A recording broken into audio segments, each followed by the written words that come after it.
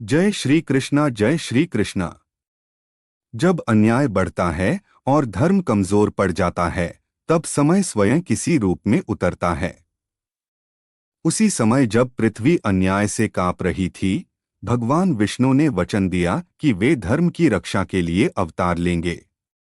और तब मथुरा में देवकी के गर्भ से एक दिव्य बालक का जन्म हुआ।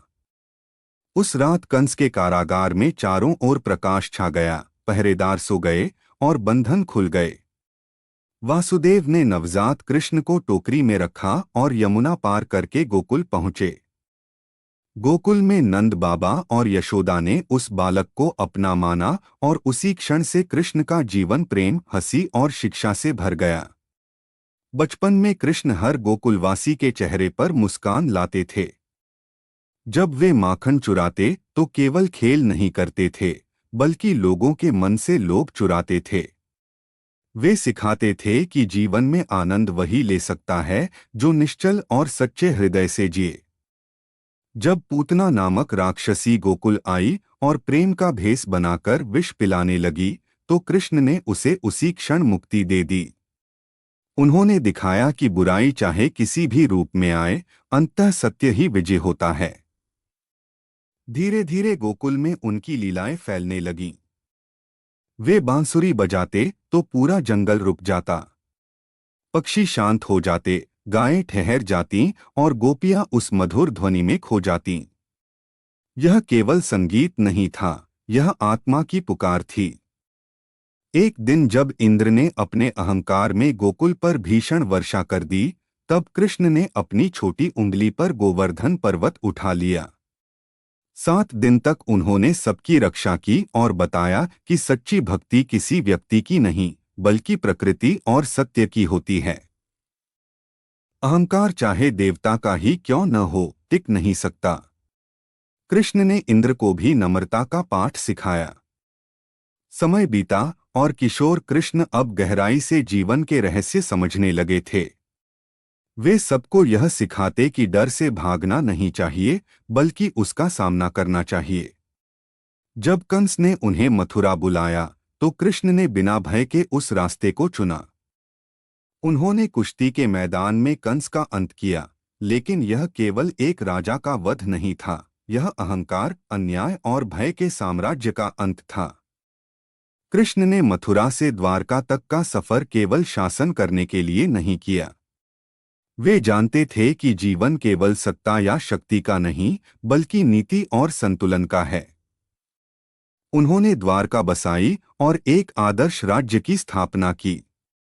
उनका हर निर्णय इस बात का प्रतीक था कि जब तक न्याय और नीति साथ हैं, तब तक समाज स्थिर रहेगा।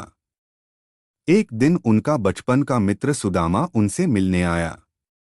सुदामा गरीब था, पर उसका प्रेम अमीर था। कृष्ण ने उसका स्वागत उसी तरह किया जैसे कोई राजा अपने राजा का करता है।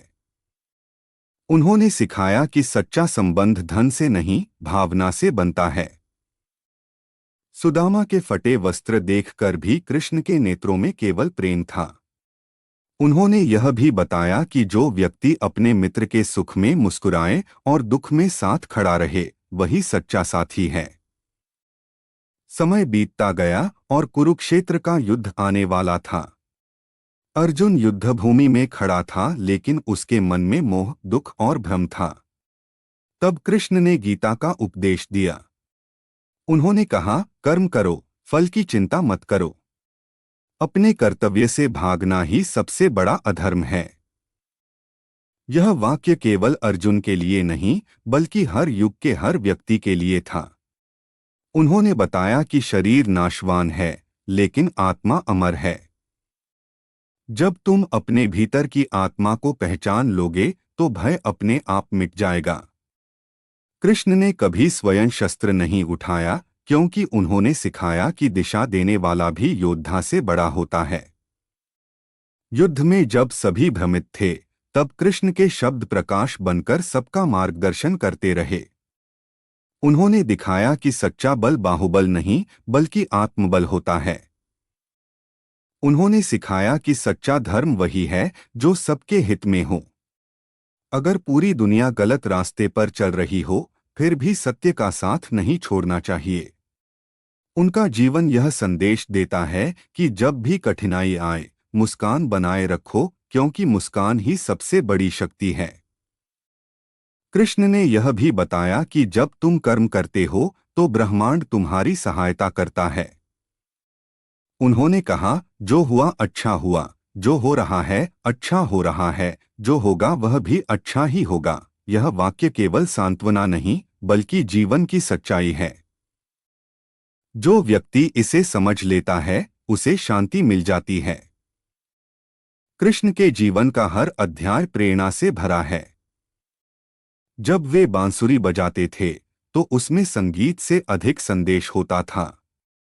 वह संदेश यह था कि जीवन का असली आनंद उसी को मिलता है जो अपने मन को निर्मल रखता है।